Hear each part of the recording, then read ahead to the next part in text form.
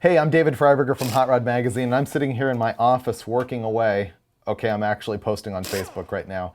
But what we're doing is getting the Crusher Camaro ready for a big road trip that you're going to read about in an upcoming issue of the magazine, probably May 2011. That is the Crusher Camaro then, but you should see it now. In fact, let's go check it out. Stop and get a Coke on the way.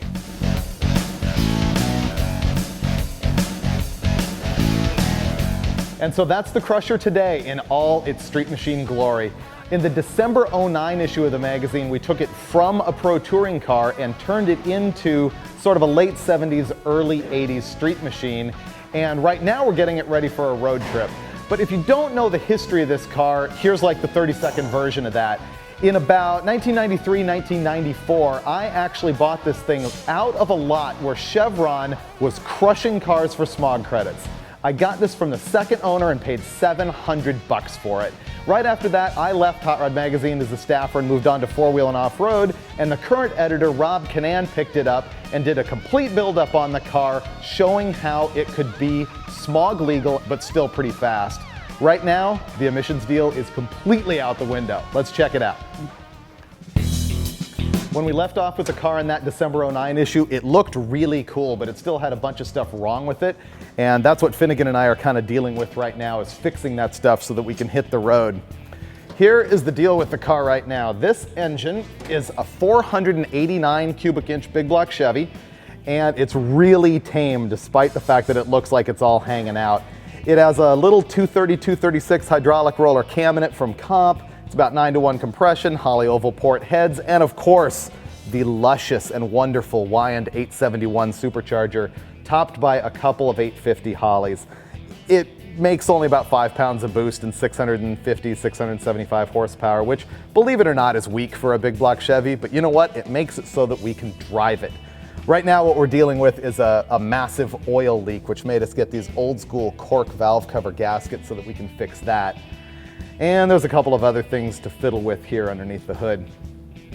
Another thing that we did when we were turning it into a street machine is picked up the front end. It's got that nose-high stance. When we first did it, you would launch in the car and it was all brutal, but when it came down, the fender actually hit the tire and locked them up. And that wasn't great. So we just put a set of Chevelle springs in the front of it in the highest weight rating that was offered by CPP. And so now we've got like acres of tire clearance. I actually hope it comes down about 2 inches when we're driving it, but it does have the look.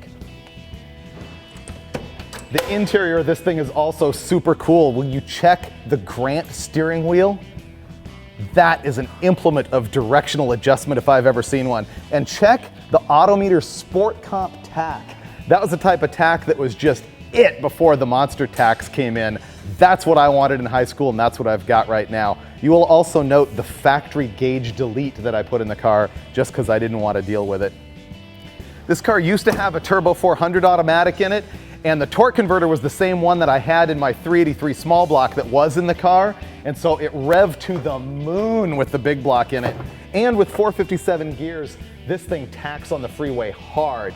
And so we're in the middle of putting a Gearstar 4L85E automatic overdrive tranny in it, and we have to install that B&M ratchet style shifter in the car, the kind I like, and still ready to do this jungle of wiring, which goes to the TCI fast computer, which controls that 4L80E.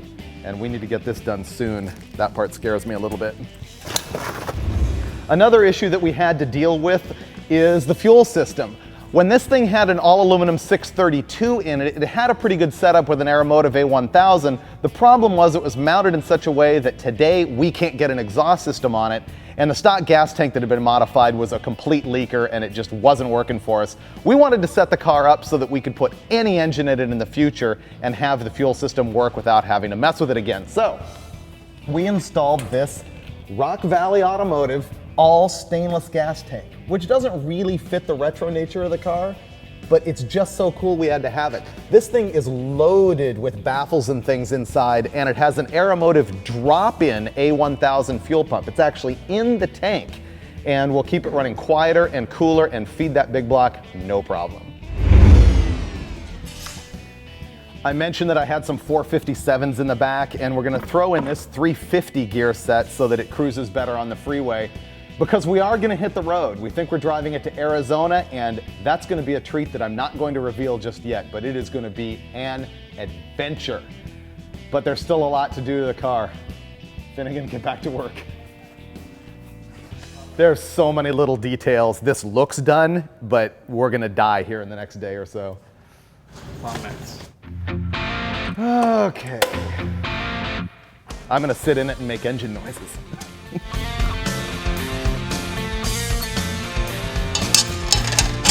Dominator scoop.